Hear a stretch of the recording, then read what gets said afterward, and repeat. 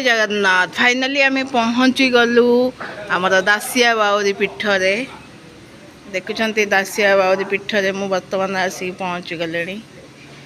ये होउछन्ति माँ लंकिनी तांकर पीठर सामने अच्छी। आबे मु माँ लंकिनी मंदिर मध्य आपण को दर्शन करेबी। ये होउछन्ति शिव पार्वती अच्छी।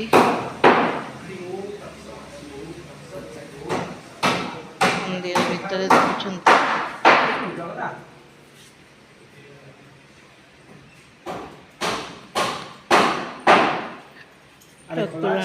यही पोखरी रे बसिकी दासिया माछ मारती। ये पंचसखा द्वारा दासिया भक्ति परीक्षा। ये पंचसखा को देखंतु ये दासिया माछ मारुछन्ति एवं दासिया परीक्षा भक्ति परीक्षा नहीं थिले। ये पंचसखा देखुचंती आठारे देखुचंती श्री चैतन्य नृत्य रे उदंड उदंड नृत्य करथिले जो थे कि वृद्ध वृद्ध जनक तांको लेंडुआ फोपाड़ी से तांको नृत्य रे से भी मध्य एठारे नृत्य करथिले।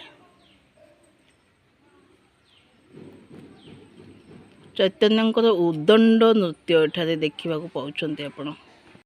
से पुष्करिणी से पोखरी ये पोखरी पाखे आम बर्तमान अच्छु। आंकर ये चित्र अंका है समाधि पीठ पछपटे दासिया बाउरी समाधि पीठ पछपटे देखंतु जो पोखरी चित्र अंका है। यही पोखरी रे बर्तमान दासिया बाउरी ये जगार अच्छा। दासिया बाउरी एमती दर्शन पाइथिले प्रभु श्री गुंडीचा रथ दर्शन पाइथिले। ये पोखरी से दर्शन देते देख कौटी रथ उठुची से कौटी आसिक दर्शन देइछन्ति। से होउछन्ति मेन तांको भक्त माने ये होउछन्ति दासिया बाउरी धर्मपत्नी जे कि से भी मध्य ए पोखरी रे दासिया नड़िया देवा समय रे ये होउछन्ति दासिया बाउरी पीठ देखंतु समाधि से समाधि पीठ पछपटे ये देखुंत पिलाटी गाधौची आ दासिया बाहुरी तांकर जे महाजन को नड़िया बढ़ाऊँच। ये महाजन हाथ नड़िया नौ दासिया बाहुरी महाजन को कही रखुंट कि नड़ियार फाड़ अंश आणिकी मत देखेब महाप्रभु को देला बेले महाप्रभु ग्रहण करेंगे आउ नड़ियार फाड़ अंश मत आणिकी देखेब जे कि महाप्रभु ग्रहण कले बोली। यही शपथ रे तांकु नड़िया से बढ़ाऊँच।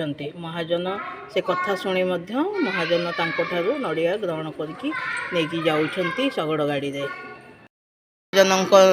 महाजन नड़िया ग्रहण कले से समय दृश्य ये देखुंत। महाजन नड़िया बढ़ाऊँच एवं कालिया ठाकुर ग्रहण करिसेंती रथ रे थाई। ये हूँ पुरी जगन्नाथंकर लीला प्रभु कालिया ठाकुर लीला आठारे भक्त किपरि भगवान अति निकटवर्त्य हो पारुछि ये हूँ भगवान इच्छा। आ भक्त 100 कोश दूर थे भक्त जोठी था ना कहीं सेठारू जना पड़ो भक्तर ठाकुर महिमा केते एवं भक्तर भक्तिर महिमा। ये जो मोर एवं मोर सुना लाकी बोहू को लेकिन आसी दासिया बाउरी पीठ हाथ जोड़ी दे आके बुले दूची दासिया बाउरी पीठ मु तो आसी सारी 2 थर एटा मिसिकी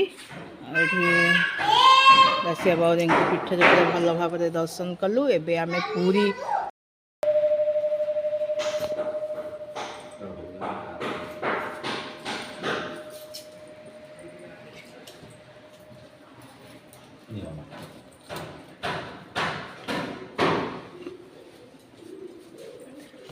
प्रभु कालिया ठाकुर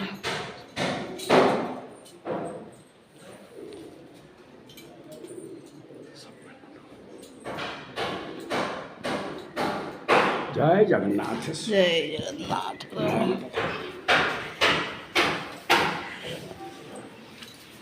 चलो तुम्हें पूजा करके नन्ना देगी आसबे आज्ञा।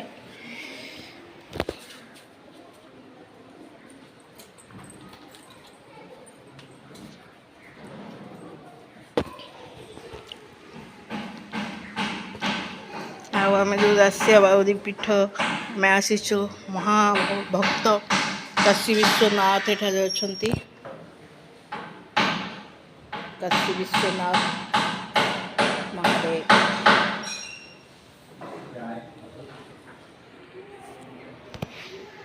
ଦେଖନ୍ତୁ 22 ପାହାଚ, ଛୋଟିଆ ଛୋଟିଆ ସିଢ଼ି, 22 ପାହାଚ।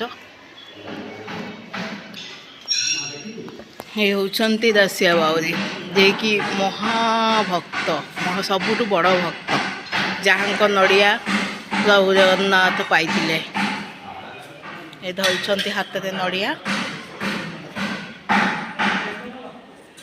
ଜଗତର ନାଥ ଜଗନ୍ନାଥ ଯାହାଙ୍କଠୁ ନେଇଛନ୍ତି ତାଙ୍କଠୁ ବଡ଼ ଭକ୍ତ ଆଉ ସଂସାରରେ ନାହିଁ। ସିଏ ହେଉଛନ୍ତି ଭକ୍ତ ଦାସିଆ ବାଉରୀ। ଦେଖ ନଡ଼ିଆ ଧରିଛନ୍ତି। ଆଜି ଆମର ଗେଲି ସୁନା ବୋହୂ ଆସିଛନ୍ତି।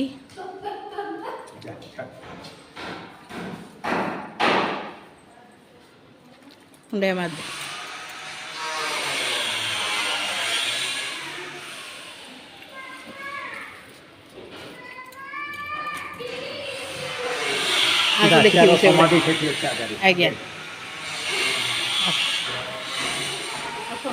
ନେଇକି ବାବାଙ୍କୁ ନେଇକି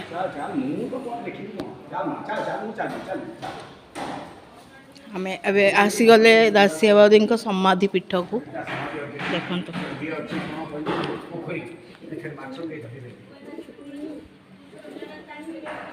ଦାସିଆ ବାଉରୀଙ୍କ ସମାଧି ପୀଠ।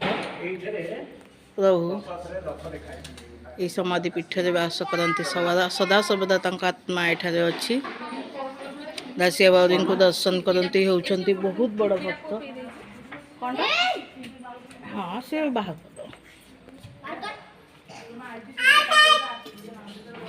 देख जगन्नाथ देख ହେଉଛନ୍ତି ଦାସିଆ ବାଉରୀ, ତାଙ୍କ ସମାଧି ପୀଠ। एटा समाधि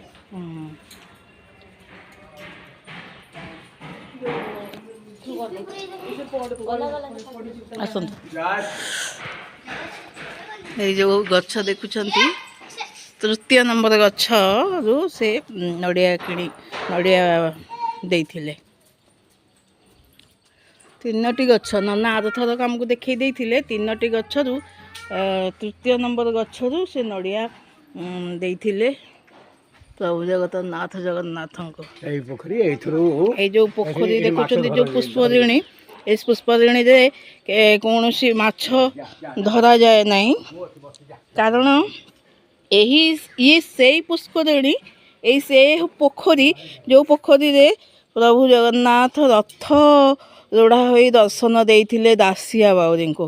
ତାଙ୍କ ସ୍ତ୍ରୀ, ଯିଏ ଦାସିଆ ବାଉରୀଙ୍କ ସ୍ତ୍ରୀ, ସିଏ ମଧ୍ୟ ଏଠାରେ ଦର୍ଶନ କରିଥିଲେ। ଏଠି ବସିକି ରଥର ଏଇ ପାଣିରେ ଦର୍ଶନ କରିଥିଲେ। ଅନେକ ଭକ୍ତମାନେ ମଧ୍ୟ ଏଠି ଦର୍ଶନ କରିଥିଲେ, ଏଇ ପୋଖରୀରେ ରଥକୁ ଦର୍ଶନ କରିଥିଲେ। ଆଉ ଇଏ ହେଉଛି ସେଇ 3 ନମ୍ବର ଗଛ, ଯେଉଁ ଗଛ ହେଉଛି ନଡ଼ିଆ ଗଛ। ଏଇ ଗଛର ନଡ଼ିଆକୁ ଦାସିଆ ବାଉରୀ ନେଇକି ପ୍ରଭୁ ଜଗନ୍ନାଥ ଜଗନ୍ନାଥଙ୍କୁ ଅର୍ପଣ କରିଥିଲେ। ସେ ପୁଣି ତୁଳସୀ, ଏଇ ତୁଳସୀ ଯେଉଁ ଦେଖୁଛନ୍ତି, କେତେ ବଡ଼ ବଡ଼ ତୁଳସୀ ଦେଖନ୍ତୁ। ଏଇ ତୁଳସୀ ପ୍ରତ୍ୟେକ ଦିନ ଏଠାରୁ ଯାଏ ପ୍ରଭୁ କାଳିଆ ଠାକୁରଙ୍କ ପାଖକୁ। ଆଉ କାଳିଆ ଠାକୁର ଏଇ ତୁଳସୀ ହିଁ ତାଙ୍କ ମଥାରେ ଚଢ଼େ, କାଳିଆ ଠାକୁରଙ୍କ ମଥାରେ ଚଢ଼ା ହୁଏ। ଏଠାରୁ ତୁଳସୀ ପ୍ରତ୍ୟେକ ଦିନ ଯାଏ। ଇଏ ସେଇ ପବିତ୍ର ପୀଠ। ଆଗକୁ ଆସନ୍ତୁ ଦେଖାଉଛି। ଯେଉଁ ତାଙ୍କର ଯିଏ ନଡ଼ିଆ ନେଇକି ଯାଇଥିଲେ, ତାଙ୍କୁ ନେଇକି ଦେଖାଉଛି।